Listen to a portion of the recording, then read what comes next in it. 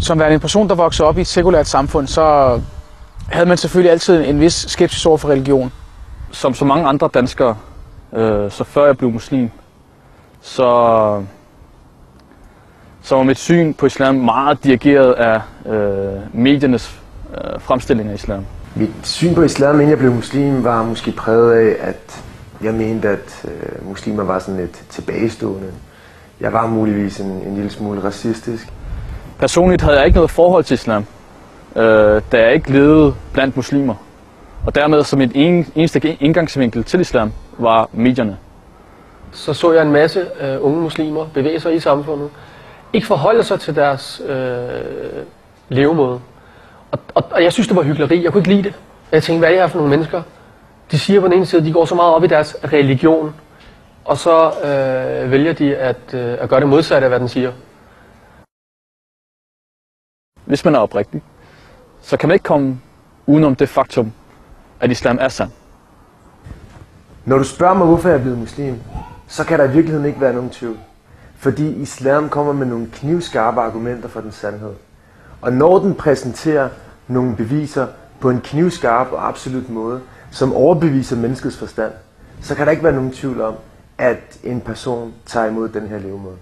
Islams rationelle aspekt tiltrak min opmærksomhed, og dermed kunne jeg konkludere og acceptere og erkende ideen om tilstedeværelsen af en skaber. Jamen altså, jeg er muslim, fordi jeg erkender eksistensen af en skaber, der har nedsendt et budskab til menneskeheden igennem sin profet Muhammed. Fordi islam, i modsætning til alt andet, er sandt og faktisk kan bevises. Islam fremstiller selv nogle argumenter, fremstiller selv en bevisførsel for sin sandhed. Jeg er muslim, fordi at islam giver mening, fordi islam det overbeviser mig, fordi at islam præsenterer spørgsmål omkring livet og døden og oprindelsen og skabelsen og alle de her ting på en fyldestgørende og intellektuel måde. Islam præsenterer en fuldkommen levemåde. Jeg har fundet ud af, at islam er den eneste ideologi, der appellerer til menneskets tænkning og til menneskets natur.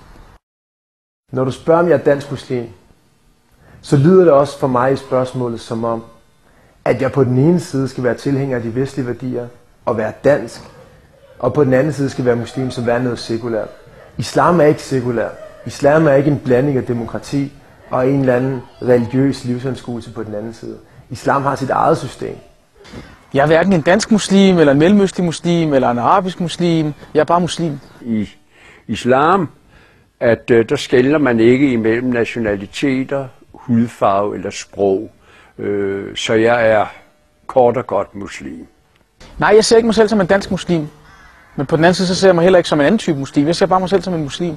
Jeg ser mig selv som en person, som har fundet sandheden i nogle værdier og en ideologi, som jeg har valgt at følge, fordi jeg er overbevist om den. Og den her islam har sagt og dikteret, at vi hedder muslimer, og det er det, der er vores identitet. Og den identitet er ens lige meget, hvor vi befinder os i verden. Jeg er muslim, og jeg er på ingen måde en dansk muslim.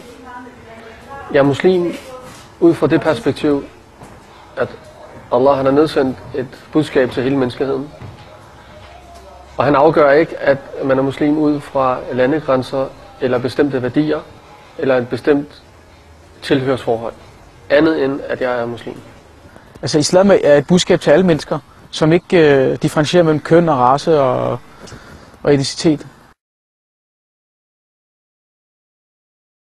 Jeg er afskåret fra det her samfund, i og med at jeg ikke deler de samme værdier som det her samfund.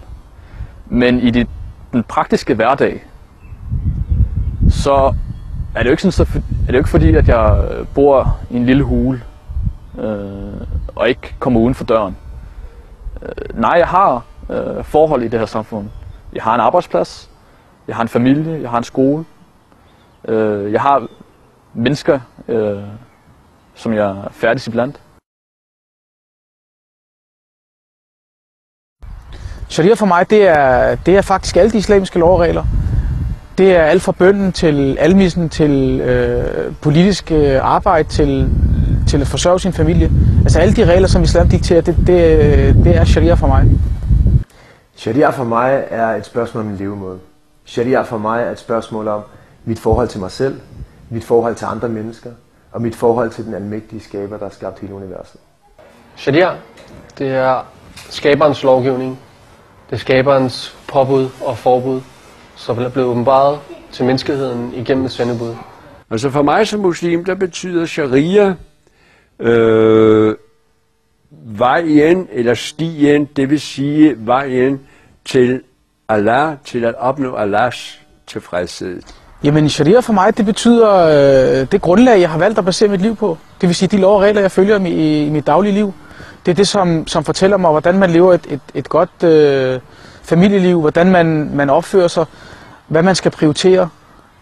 Så sharia, det er mange ting for mig. Det er noget, som former hele min dagligdag. Altså det islamiske kvindesyn dikterer, at kvinden er en ære. Hun er et tænkende væsen, hun er et menneske på lige fod med manden.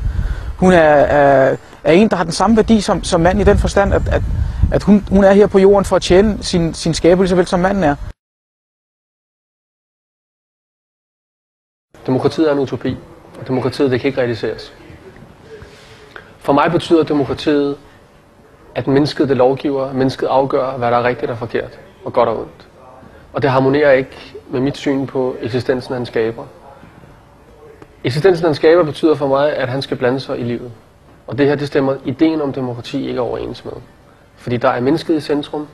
Mennesket afgør, hvad der er rigtigt. Mennesket afgør, hvad der er forkert. Hvis du med de danske værdier mener demokrati, jamen, så mener jeg, at der er en diametral modsætning mellem demokrati og islam. Altså fordi demokratiet dikterer jo, at det er mennesket, der er i centrum. Det er mennesket, der selv skal fastlægge, hvad der er rigtigt og forkert. I tråd med ånden fra renæssancen og oplysningstiden. Og i islam er det anderledes. I islam der er det skaberen, der lovgiver. Der er det skaberen, der fastsætter, hvad der er rigtigt og forkert. Og mennesket accepterer det her, fordi mennesket har forstået, at skaberen er den, der kender mennesket bedst. Så her der er en klar modsætning mellem islam og demokratiet. Så betragter jeg demokratiet som værende et produkt af menneskets begrænsede viden og begrænsede forstand. Og således at demokratiet bliver en idé om, at mennesket er i stand til at lovgive, hvilket menneske jo ikke kan, da mennesket ikke kan skelne mellem, hvad der er godt og hvad der er ondt. Demokratiet er først og fremmest falsk. På alle måder. For det første er det uladsiggørligt, hvilket realiteten viser sig. For det andet, så selv hvis det var ladsiggørligt, selv hvis folk kunne blive enige omkring en lov og en regel, så har mennesket i sidste ende ikke evnen til at lovgive. Mennesket har ikke evnen til at se konsekvensen af en handling.